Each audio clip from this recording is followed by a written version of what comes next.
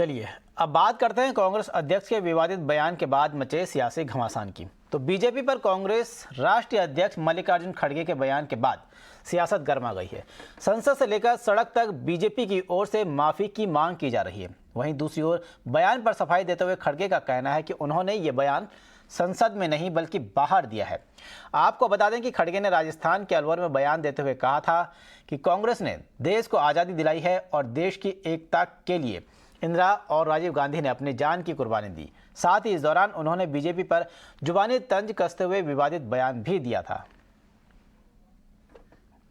ये सारे बयान, चाहे महामहिम राष्ट्रपति जी के खिलाफ अभद्र टिप्पणी हो, चाहे मेरे खिलाफ अभद्र टिप्पणी हो, चाहे नरेंद्र मोदी को मौत के घाट उतारने की बात हो, चाहे भारतीय सेना के खिलाफ टिप्पणी हो, ये सारी टिप्पणियां कांग्रेस के जितने भी नेता हैं वो सर्वसम्मति से, कई टिप्पणियां तो गांधी खानदान की उपस्थिति में दी गई। तो ऐसा क्या है कि गांधी खानदान इस प्रकार के अभद्र व्यवहार को प्रोत्साहित करता है? मूलतः प्रश्न ये है कि क्या तरक्की गांधी खानदान तभी करने देगा जब आप इस प्रकार की भद्दी गालियां देंगे? अगर है तो ये गांधी खानदान के असली चरित्र का सही उजागर करने वाला एक अंश है। मल्लिकार्जुन कांग्रेस के अध्यक्ष है, जो भाषा इस्तेमाल किया आप सोच के देखिए।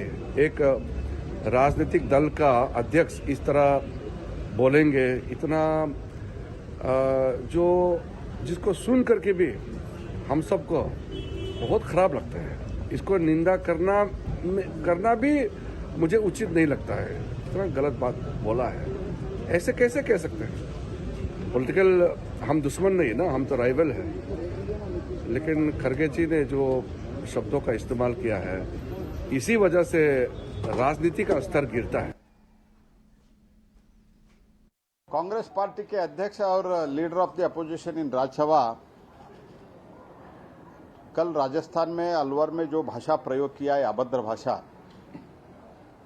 ये भारतीय जनता पार्टी की तरफ से और पार्लियामेंट्री पार्टी अफेयर्स के मंत्री के नाते, पूरा पार्लियामेंट के नाते मैं घोर निंदा करता हूं। I strongly condemn this. जो कुछ भाषा मल्लिकार्जुन खड़गे जी ने प्रयोग की है वो घोर निंदनीय है और कहीं न कहीं जिस प्रकार के शब्द का प्रयोग किया है ये उस शब्द के समकक्ष उनकी मानसिकता का प्रतीक है। और ये कहना कि सारी की सारी स्वतंत्रता आंदोलन का श्रेय सिर्फ उन्हीं का है, तो ये सभी क्रांतिकारियों का अपमान है और आजाद हिंद फौज के सभी बलिदानी सेनानियों का अपमान है। और इतना ही नहीं, आज क्या तारीख है? 20 दिसंबर।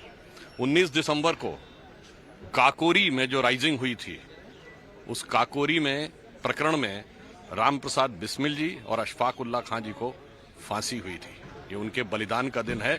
और मैं याद दिलाना चाहता हूं, उस काकोरी के केस में अंग्रेज सरकार का वकील कौन था? यही कांग्रेस के नेता जगत नारायण मुल्ला, जो क्रांतिकारियों के खिलाफ मुकदमा लड़ रहे थे ब्रिटिश सरकार से पैसा लेकर, और वो ये दावा करते हैं कि स्वतंत्रता का आंदोलन लड़ रहे थे।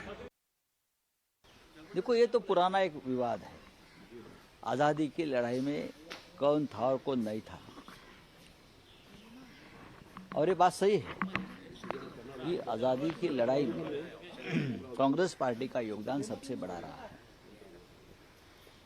नेताजी सुभाष चंद्र बोस भी कांग्रेस में ही थे, सरदार पटेल, महात्मा गांधी, लोकमान्य तिलक, अब जितने भी नाम गिनते जाइए वो कांग्रेस के ही सेनापति रहे। जरूर वीर सावरकर, भगत सिंह जैसे कुछ ऐसे क्रांतिकारी थे, वो किसी पार्टी के साथ जुड़े नहीं थे। वो अपना क्रांति का कार्य अलग तरीके से करते थे। बात ऐसी है कि अगर खड़गे साहब ने ये बात कही है तो उसमें प्रतिवाद करना चाहिए बीजेपी ने कि हमारे इतने लोग फांसी पे गए,